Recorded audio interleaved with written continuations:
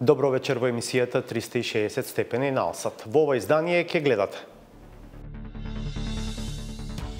Објавуваме како е формулиран и што точно пишува во нацрт законот за амнестија за 27 април. Обвинението на Вилма Русковска за терористичко загрозување на уставниот поредок паѓа во вода. Дали квалитетот на правдата е резултат и на квалитетот на условите во судовите? Во последните година и пол се занимаваме со прокиснување и со течење на вода од покривите на судовите. Судскиот буџет и во 2019-та далеку под законскиот минимум од 0,8% од БДП. Зошто? Што може мала армија како македонската да придонесе за НАТО? It's not just the number of soldiers. Интервју со командантот на јужното крило на алијансата Джеймс Фого. 90% ПМ емисии доаѓаат од домакинствата, а само 10% доаѓаат од транспортниот сектор.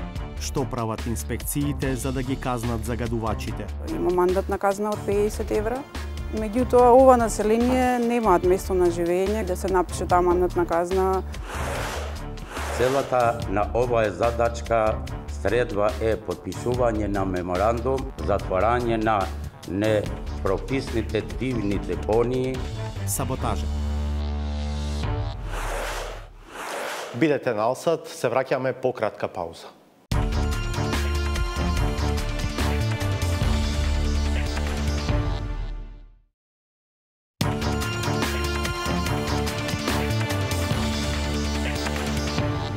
Ако ратификацијата на договорот од Преспа заврши успешно во парламентите во Скопје и во Атина, воената интеграција на земјава во НАТО ќе се одвива преку командата на јужното крило на алијансата, чие седиште е во Неапол, Италија.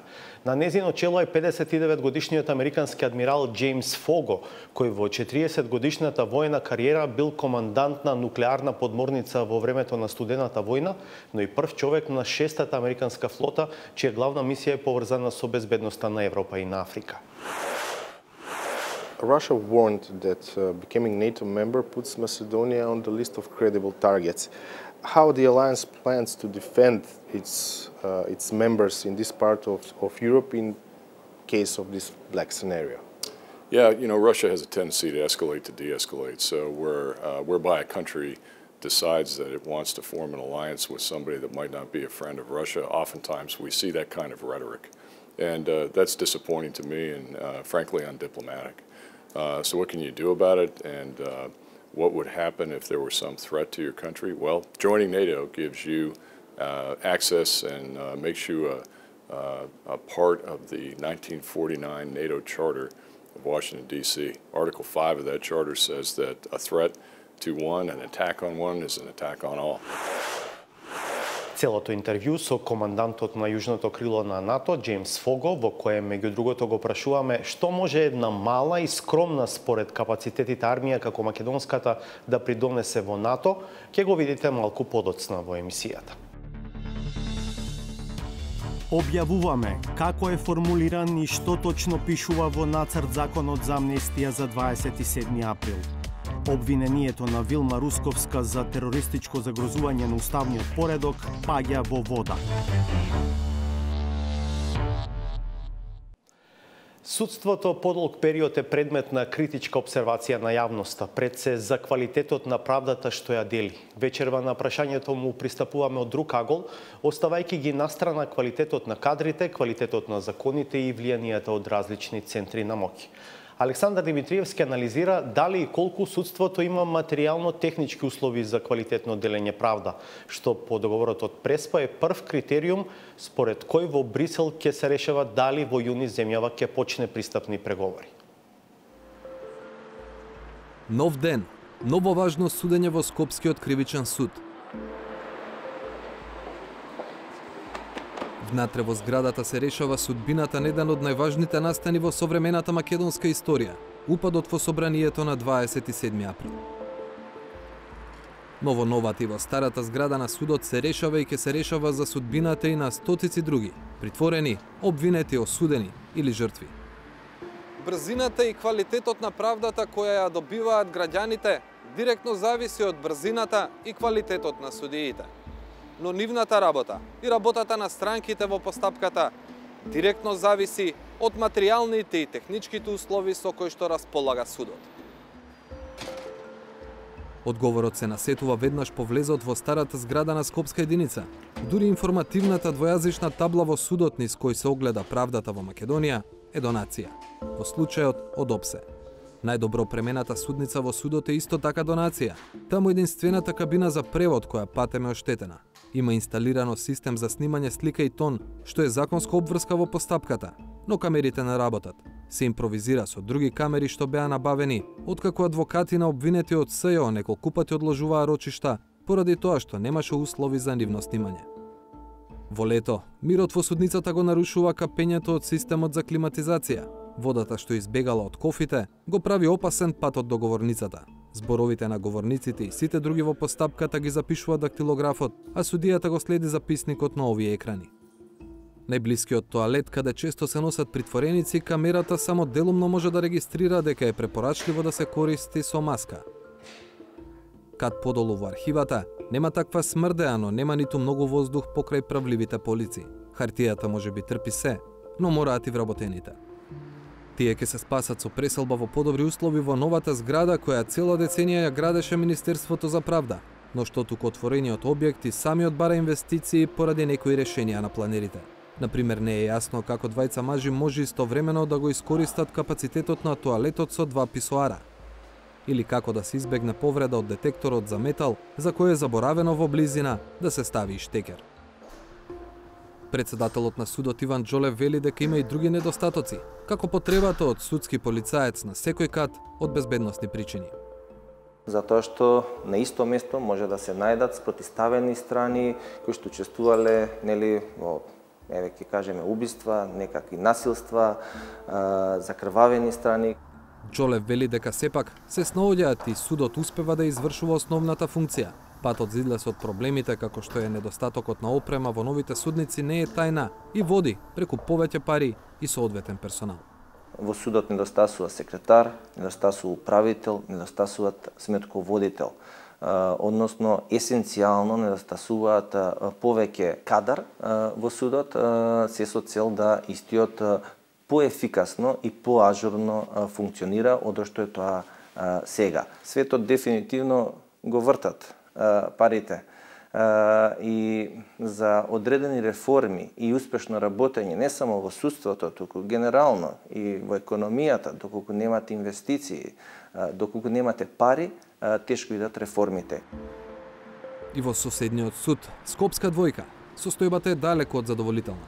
За голем дел од архивата нема ниту простор, ниту ормани, па предметите се чуваат во засолништето, гаражата и поранешните келии. Во гаражата се складира и опремата изфрлена од употреба. Председателот на судот Илир Сулемани објаснува дека и за да се отстранат старите компјутери и столчиња, мора да има одобрение од извршната власт, а потоа и јавен повик. И постапката за инвестиции е комплицирана, односно и во секој случај треба да се примени закон за јавни набавки. Ние не можеме да направиме, пошто немаме човечки ресурси, да направиме повише од 6, 7 или 8 јавни набавки во една година. Тие јавни набавки што имале капацитет да ги направат годинава, во двојка ги искористиле за адаптација на дел од холовите во архива, за реновирање на ходниците, на тоалетите и за замена на искршените прозорци. Со тие набавки се рекордери меѓу останатите судови, особено споредено со помалите. Тоа што сепак најмногу недостасува според Сулемани е кадарот кој законски мора да го има, а го нема. Ја немам толку човечки ресурси за да на судијата цело време има еден стручен соработник, еден дактилограф, архивава да ми функционира како што треба, доставната служба, значи ние кубуриме со луѓе во доставна служба. Ние покриваме цел град Скопје. Мислам централни подрачја. Понозна дактилографи. Ние немаме, знаете како еден дактилограф работи со 2 суди и 3 судија, пошто немаме толку вработување, а законот нас не предвидува, односно ни дозволува судијата истовреме да има еден стручен дактилограф и он само да се концентрира на судењето, односно на рочишите што ќе ги закаже. Слични или уште поголеми недостатоци има во сите судови низ земјата. За нови вработувања потребна е согласност од Министерството за финансии, а и парите за други намени, главно зависат од тој владин ресор. Процедурата до нив е следна. Секој суд во текот на годината пополнува буџетски циркулар што се доставува до судскиот буџетски совет, кој пак во име на сите судови го преговара годишниот буџет за судската власт со министерот за финансии. Законот за судскиот буџет вели дека буџетот за судската власт се утврдува во износ од најмалку 0,8% од бруто домашниот производ. Со оглед на тоа дека македонскиот БДП е околу 10 милиарди евра, тоа значи дека владата треба да одвои најмалку 80 милиони евра за судската власт. Но во буџетот за 2019 година, како и сите претходни години, предвидени се далеку помалку пари. Иако 33 милиони евра се нешто повеќе пари од лани за судската власт, тоа не е ниту половина од законски предвидениот минимум. Председателот на Судскиот буџетски совет и на Судскиот совет Зоран Караџовски вели дека кај судиите има разбирање дека 80 милиони евра се пари што државата не може да ги одвои. Но вели дека нема и повратно разбирање од финансии дека се потребни барем 50 милиони евра, и тоа за елементарно функционирање. Трета година јас сум како председател на Судски совет учествувам во тоа. Значи различни власти во трите години, техничка влада, одговорот е секојаш ист, толку има средства. Согласно законот за судски буџет, министерот за финансии треба да состави извештај да го достави до владата на Република Македонија и до Судскиот буџетски совет со образложение зошто не се прифатени барањата на судската власт. До сега таков извештај ние немаме добиено, што е проблем. Од тие пари што ќе ги добие судската власт следната година, најголем дел, 79% ќе одат на плати, 14% на стоки и услуги, а само 6% или 2 милиони евра на капитални расходи како опрема, објекти, возила. За сите 35 суда заедно и Академијата за судии и јавни обвинители. Предвидено е, например, со законот за парнична постапка тонско снимање, доколку се доделат средства за инвестирање, ќе се опремат сите судници во сите судови во Република Македонија. По сите процесни закони има конкретни работи кои што се инфраструктурни во надградба на судовите. Меѓутоа, ние до таа фаза за некоја надградба на судовите не може да дојдеме, затоа што во последните година и пол се занимаваме со прокиснување и со течење на вода од покривите на судовите, па тоа го решаваме. Зошто одобриле помалку пари од законскиот минимум и од барањата на судовите? Тоа се дел од прашањата што ги поставивме до Министерството за финансии. Одговор не добивме. До Министерството кое е надлежно за судските реформи, правда, упативме неколку прашања за тоа, дали одобрените средства се доволни за реформи и подобрување во судството. Ни одговорија, дека парите се доволни, дека ќе требаат уште. Одобрените буџетски средства во овој момент се доволни, согласно предвидените реформски цели. Секако пожелно е процентуално зголемување на буџетот во иднина. Согласно потребите на стратегијата за реформи во правосудството, буџетот ќе се зголемува. Сепак, врвот на апсурдот е што секоја година на судската власт ја остануваат непотрошени половина до 1 милион евра. Иако се 2 до 3% од вкупниот буџет, се чинат доволни за извршната власт да ги искористи како аргумент против значително зголемување на буџетот. Првиот човек на Судскиот совет се согласува дека има низок административен капацитет на судовите, брзо да реагираат за распишување тендери или адхок изработка на проекти. Во западноевропските развиени држави затоа постои тело кој што се вика Национална судска администрација, кој што се грижи за се освен за судењата за еден суд. И само треба на барање, на образложено барање од председател на суд, да се обрати до тоа тело, тие да го реализираат проектот.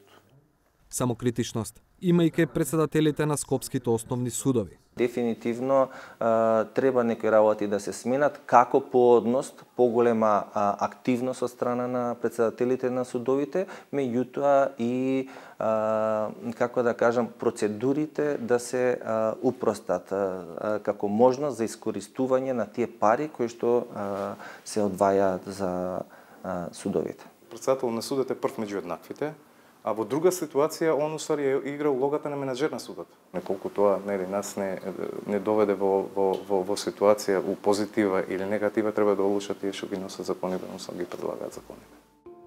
Како и претходните, судската власт ќе протурка и следната година, но притисокот ќе расте од внатре и од судиите и од судските службеници кои со години бараат или повисоки плати или повисоки надоместоци. Од надвор И граѓаните, и Брисел очекуваат не само заложби ветувања, туку конкретни и видливи резултати.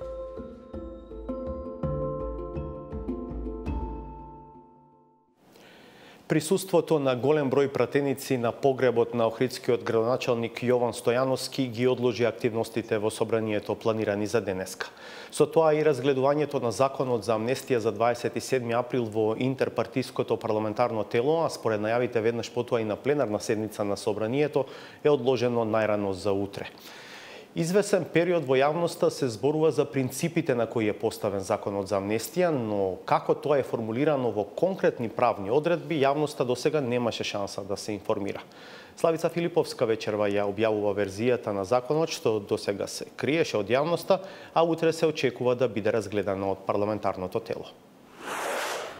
5 члена на неполни 3 страници. Толкав е нацрт законот за амнестија до кој дојде 360 степени. Текст што најверојатно уште утре ќе го разгледува интерпартиското парламентарно тело за помирување, а веднаш потоа ќе влезе и во собраниска процедура. Содржински, нацрт законот повеќе се занимава со тоа кој нема да биде амнестиран. Во членот 1, став 1 и 2, прво се предвидува амнестирање на сите осомничени, обвинети и веќе осудени за кривични дела извршени на 27 април во собранието. Потоа, во ставот 3 од истиот член 1, се наведуваат исклучоците од амнестијата. Одредбите од овој член не се однесуваат на лица осомничени, обвинети, правосилно осудени, како и лица кои издржуваат затворска казна за настаните поврзани и во врска со настаните во собранието на РМ од 27.4.2017 година, кои до денот на влегување во сила на овој закон сториле кривично дело здружување заради непријателска дејност од член 324 став 1 од Кривичниот законник. Лица со прикриен идентитет кои употребиле физичка сила или лица кои постапиле спротивно на службените овластувања при вршење на кривичното дело, терористичко загрозување на уставниот поредок и безбедноста по член 313 од Кривичниот законник, убиство по член 123, насилство по член 386 од Кривичниот законник. Вака дефинираниот член значи дека обвинението на Вилма Русковска за терористичко загрозување на уставниот поредок според член 313 од Кривичниот законник паѓа во вода, освен за маскираните лица што сториле насилство и за оние што го извршиле ова дело постапувајќи спротивно на службените овластувања. Според ова, известно е дека амнестијата нема да се однесува на припадниците на полицијата, собраниското обезбедување и на други безбедносни служби. Во таа група на обвинети за терористичко загрозување на уставниот поредок и безбедноста, кои тогаш имале службени овластувања се Митко Чавков, тогашен директор на Бирото за јавна безбедност и раководител на оперативниот штаб со златна команда. Митко Пешов, началник на оддел за специјални полициски операции со сребрена команда. Душко Лазаров, началник во оддел за униформирана полиција, кој бил дежурен во оперативниот штаб. Меѓу обвинетите службеници се и Оливер Поповски, екс-началник во МВР, полицискиот службеник Мунир Пепич. Особраниските службеници за истото се товарат шефот на обезбедувањето на Трајко Велјановски, Горан Ѓошевски Леви и Абдулфета Алими од собраниското обезбедување. Првичните толкувања на законот велат дека амнестијата не ги опфаќа ниту овие лица. Амнестијата нема да важи за екс-директорот на УБК, Владимир Атанасовски, кој е во притвор под сомнение за сторено кривично дело, здружување заради непријателска дејност, според членот 324 наведен меѓу исклучоците од амнестијата. Обвинителката Вилма Русковска повеќе пати изјавуваше дека нема намера да го менува обвинението и да го преквалификува делото за кое се обвинети 33 лица опфатени со судскиот процес. Но откако законот ќе биде донесен, а тоа може да се случи веќе утре, тој во среда веќе би влегол во сила, па обвинителството и судот ќе бидат соочени со нова ситуација. Сите 33 лица обвинети ќе имаат 5 дена за да поднесат барање за амнестија. Судот, во рок од 5 дена од приемот на барањето, ќе треба да донесе решение за амнестија. Теоретски амнестија ќе може да побара и, например, Митко Чавков, но за очекување е дека судот не би го прифатил неговото барање со образложение дека тој е обвинет дека постапил спротивно на службените овластувања при вршење на кривичното дело – терористичко загрозување на уставниот поредок. Со оглед на тоа што во судскиот процес за 27 април допрва следуваат завршните зборови, обвинителката Рускоска ќе може да го преквалификува делото за дел од обвинетите, па наместо за терористичко загрозување да ги гони за, например, здружување заради непријателска дејност или насилство. На прв печаток, збунувачки се чини ставот 4 од членот 1 од нацрт законот за амнестија, кој прави исклучок од исклучоците од амнестијата. Таа одредба гласи: Овој исклучок не се однесува на сторители на кривично дело од член 386 насилство, како и сторители на кривично дело од член 324 здружување заради непријателска дејност од кривичниот законник во врска со член 18, 19, 23, 24 од кривичниот законник. Протолкувано, ова значи дека ќе бидат амнестирани лицата гонети или осудени за обид, подготовка, поттикнување или помагање на насилство.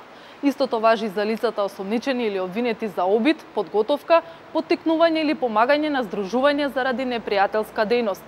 Упатени во процесот за 360 степени, велат дека оваа одредба е вметната за да се осигура дека обвинетите пратеници, кои ги отворија вратите на собранието, а кои се офатени со вака дефинираната амнестија, нема да бидат гонети за помагање при сторено насилство или помагање при здружување заради непријателска дејност.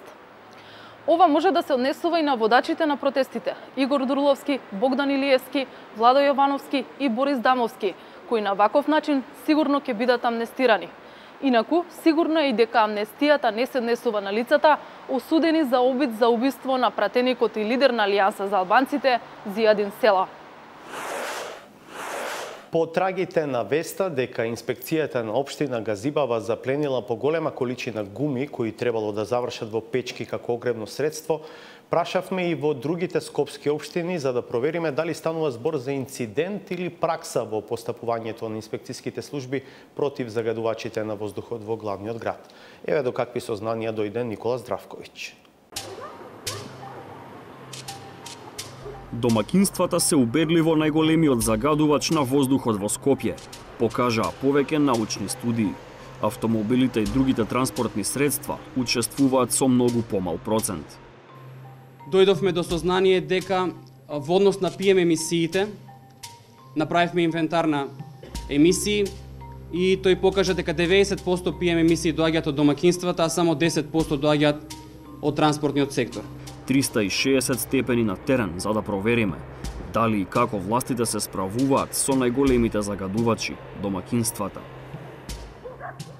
Со почетокот на ладните месеци почнува и расипаниот телефон помеѓу граѓаните, општините и градот Скопје. Што смее, а што не смее да се користи за огрев. Гумите по правило котираат на највисокото место на забранети материјали, па не чуди што веста дека инспекторите на општина Газибаба заплениле повеќе од 2 тона гуми планирани за палење, беше доживеана како зрак ведрина во зачаденото скопско секојдневие. Повеќе од 1 тон само во местото Вардариште, каде гумата е основен извор на топлина за 80 ромски семејства, кои немаат за леб, а не пак за поквалитетен енергенс. На Дивова депонија ја спроведовме првата акција тука во Вардариште, во соработка со Министерството за внатрешни работи и јавното комунално предпријатие Газибава 2007. Запленети се тони 220 килограми отпадни гуми, каде што понатаму се предадени на овластен постапувач со отпадни гуми. И на 4 декември оваа година спроведовме втора акција. Таа се одвиваше на улица Методијан Доновченто. Тоа е десно пред бензинската на Макоил, каде што исто живее ромско население и таму запленивме тони 50 килограми отпадни гуми, истите се предадени во отпад во случајов екоциркон. Борис Георгиевски, градоначалник на Газибаба, признава дека е ова само почеток на борбата со ложачите. Не само во Вардариште и на веќе посошената локација и покрај должот на реката Вардар, почнувајќи од Караменица, завршувајќи до Вардариште. Кадриово мало, дури би рекол и Румнери. Имаме уште неколку локации кои што веќе се регистрирани. Општинските инспектори и комунални редари, согласно Законот за комунална чистота, ќе спроведат дополнителни активности за наблюдување, следење и можна злоупотреба и секако одземање на секаков вид материјал кој што ќе може да се злоупотребува. Ладни месеци ќе има уште, со тоа и работа за инспекторите. Камерата на 360 степени на различни локации во градот забележат чад со различни густина и во речиси сите темни нијанси. Ги прашавме општините како се справуваат со дивите ложачи. Оние што ни одговорија, сите тврдат дека прават редовни теренски проверки и истовремено се пожалија дека се соочуваат со проблеми. Имаме законски регулативи каде што има мандатна казна од 50 евра. Меѓутоа, ова население немаат место на живење, каде што и да се напише таа мандатна казна, немаат трансакцијски сметки каде што може да се изврши наплатата, така да повеќе едукативно делуваме, се со цел да се спречи спалувањето. Од Ѓорче Петров ни рекоа дека се излегува на терен, но инспекторите немаат надлежност да проверуваат приватни домови. За разлика од нив, Кисела вода врши инспекции во домакинствата. Регистрирале прекршоци кај две, но понатамошното постапување го префрлаат во рацете на град Скопје. Со своји предизвици и карпош, нивните диви потпалувачи најчесто се малолетни лица, па теренската проверка подразбира ангажман на повеќе институции. Единствени не се пожалија во аеродром. Ни кажаа само дека изминатиот месец 15 пати била изречена опомена за палење оган, а 3 пати морала да интервенира и полицијата. Одговорите изостанаа од Центар, Чаир, Бутел и Сарај. И додека локалните самоуправи и институциите се бркаат низ надлежностите, граѓанските активисти гледаат со недоверба на нивната работа. Ние баравме да има редовни контроли, да бидат отчетни, да ги даваат барем на веб страната, значи да речеме дневно една, две или неделно неколку акции. Тие да речеме во целиот период имаат околу 2-3 акции направено. Во главном и немаат капацитет и законите до некаде ги кочат работите и дека треба и на државно ниво да се преземат акции за да овие закони бидат донесени што е можно и нивните измени во кратка постапка. За да немаме на терен вадење на тоа дека законски немаме можности за некои работи да делуваме. Додека и овој хаос во законите чека да биде расчистен, секојдневно се ложи и пред очите на законодавците. Додека и ова поминува неказнето, клучната улога треба да ја одигра совеста кај граѓаните. Тие се најканцерогените супстанции, пластика, гума, се гори. Голем дел од населението не е ни запознен со тоа. Ги додаваат во шпоретите најверојатно да зголемат калоричност на дрвата, меѓутоа пред се самите на себе си штедат, па на околината.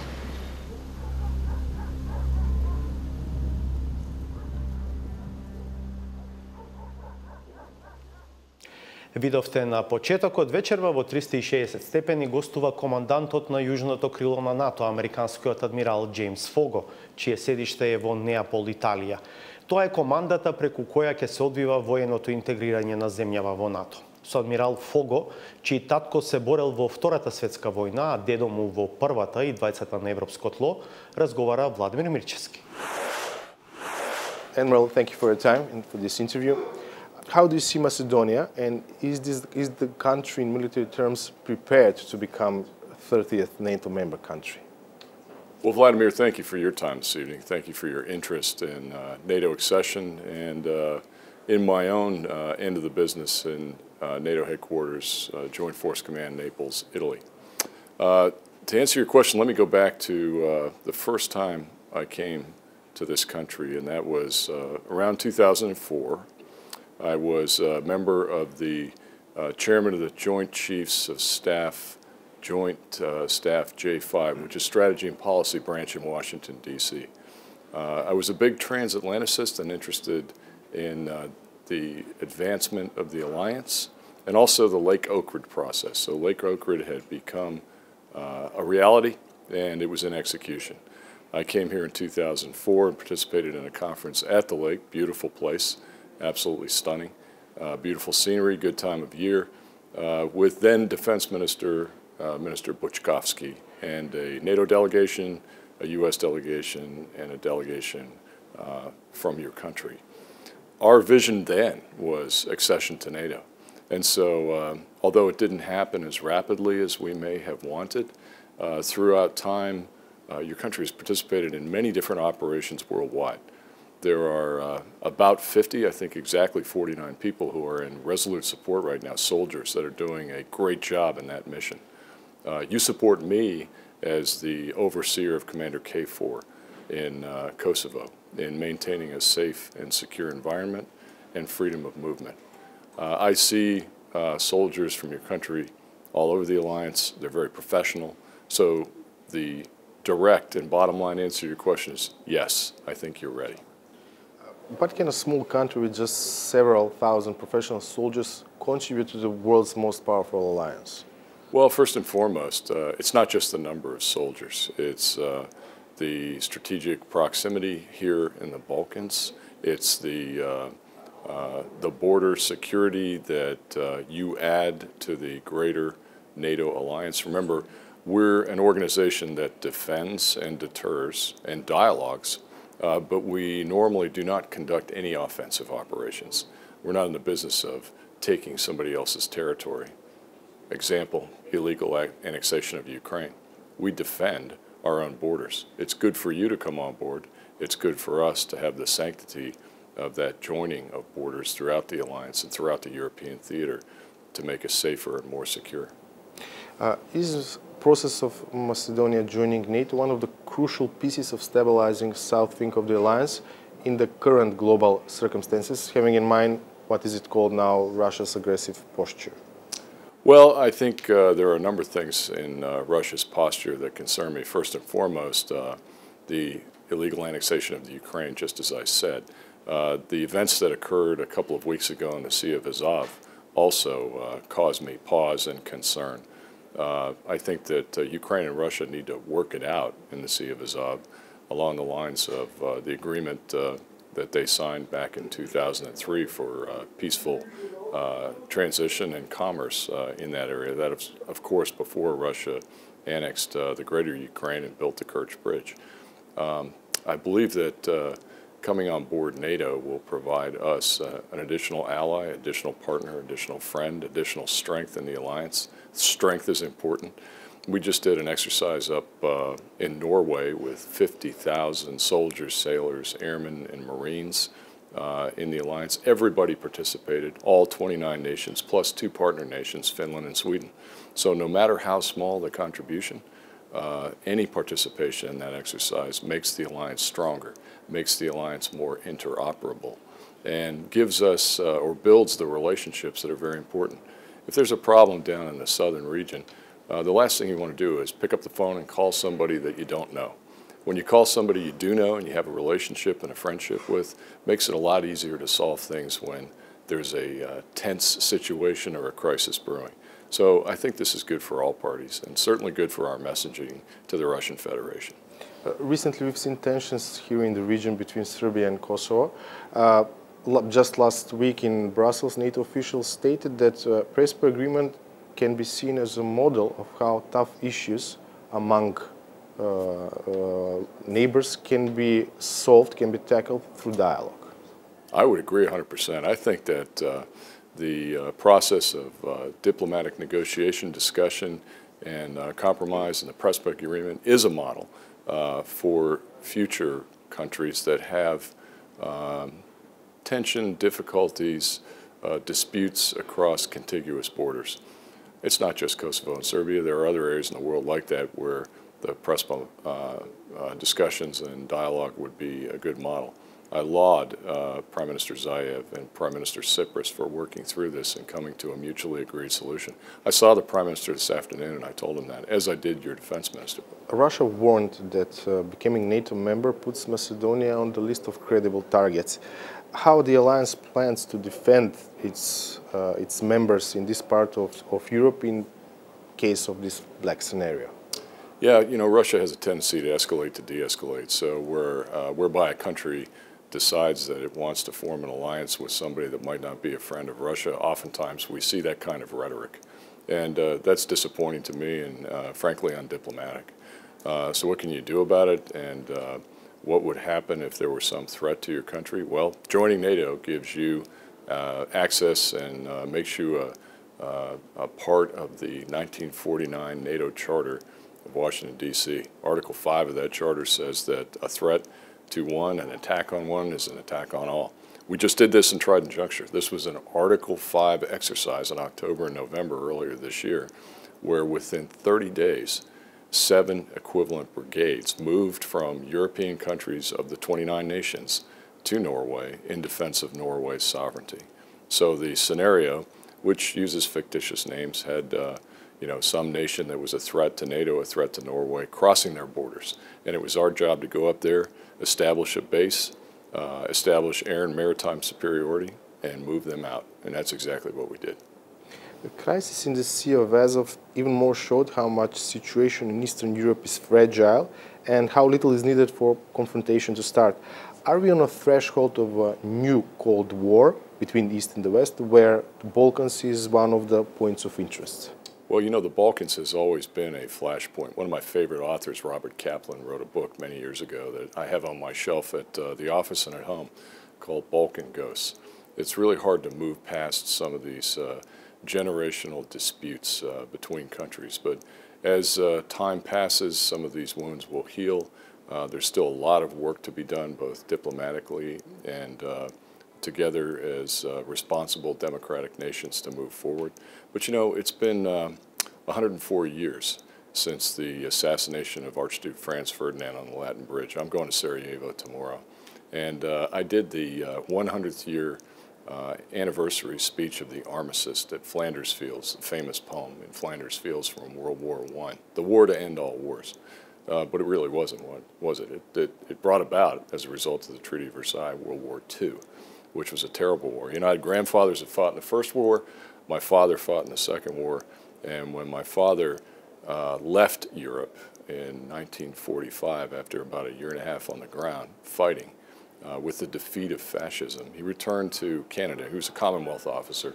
And then he came back to Europe in the 1960s. That's where I was born, in Rheindalen, in a NATO base.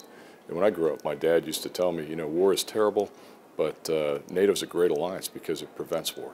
So I'm a believer in this, and I think that there are ways to go about resolving our differences through that very important dialogue that I talked about earlier. We've got to talk together. We've got to talk it out. This is the key to the disputes that are taking place between Kosovo and Serbia right now. That dialogue between Pristina and Belgrade is essential. And what NATO does when you come aboard is we'll have 30 countries, and if there ever is a problem, as a NATO ally and a partner and a friend, we can talk it out. And so I think that's another added value and a benefit to being part of the alliance in the 21st century. Thank you very much. You're welcome. Thank you. Appreciate your time. Не одете никаде, по уште една пауза е саботажата.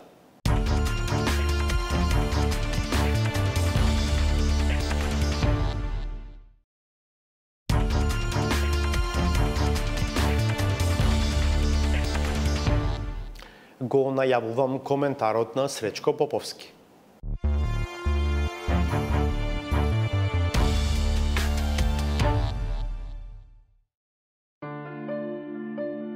Тешко е кога ќе се помисли дека е лесно да се биде политичар. Мака да станува поголема кога огромното даскалско его лекум ќе му пристапи на топот испечатена хартија ставен в рацете. Така лесно пропаѓа сиот напор и бива целосно подценет трудот што го вложил оној кој го напишал тоа што другиот не го научил, а му е непријатно да дзирне во него. Од трудот кој што и онака лесно и онака тешко го трудот и онака кој што тешко го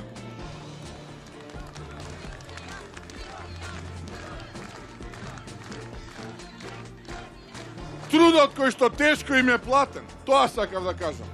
Ова сакам кажам, не знам речаме прочитано и нему му е потребна лекција, која е должна да ја чуе. И секој оној што се мисли дека реторички, во отсуство на дела, ќе може лесно да ги прескокне бариерите, остварувајќи историска квалификација и за пролетниот сегмент од Европската лига. Ако си фудбалски играч, вежбаш или фудбалски клуб, вежбаш, доаѓаш до одредено ниво и тогаш почнуваш да играш во повисоката лига. А ние викаме, ние сакаме во повисоката лига и сега ќе ви докажеме дека ние всушност заслужуваме да влезиме. Па малку со мамење, малку со ова, малку со она, малку со попуштање и гледање низ прсти и слично.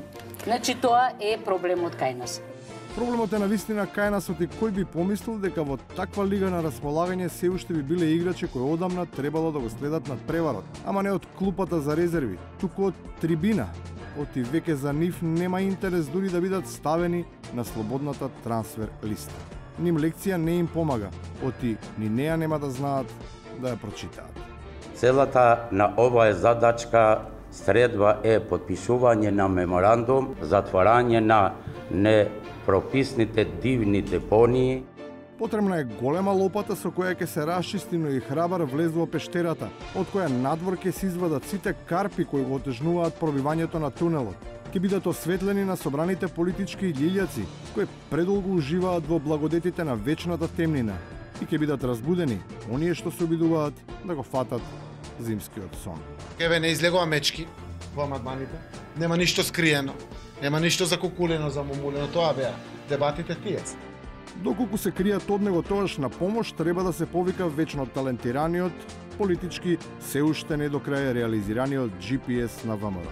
Тој изгледа поседува неверојатна ориентацијска способност и успева прецизно да ја лоцира секоја адреса на која се наоѓа некој незадоволен член на владеачката партија. Пред 15 минути доаѓав наваму, застанав да земам нешто да јадам, тоа беше една бројкџулница. Имаше една жена од околу 60 години и буквално ова ме кажа пред 15 минути на пат ваму. Вели, Владко, јас сум од СДСМ, многу сум разочарана. Значи, тоа е оној дуќан што е на Партизанска на крајот, значи кога се врти кај Илинденска, кај поранешна стара телевизија кај Телма. И на крајот, во секоја бурекджилница се прават и сладки. И во таа на Илинденска. Оние со кои заедно го славиме, ги пишуваат со Д, а на македонски се пишува со Т на средината. Ама имаат една иста состојка, која изгледа не им е по вкус на политичките диабетичари. За нив и за нивната историја постојат две држави и еден народ и Захариева, министерката за надворешни работи. Кафеав или бел, во прав или во коцка, се едно. Доста солевме, време е и ние, конечно, да се заблажиме. Завршуваме за вечерва. Сето она што го гледавте на телевизија го има и на веб страницата 360stepeni.mk и на нашите Twitter и Facebook акаунти. Останете на алса да ги видите и вестите, а 360 степени повторно со вас ќе биде в петок од 22. Пријатно!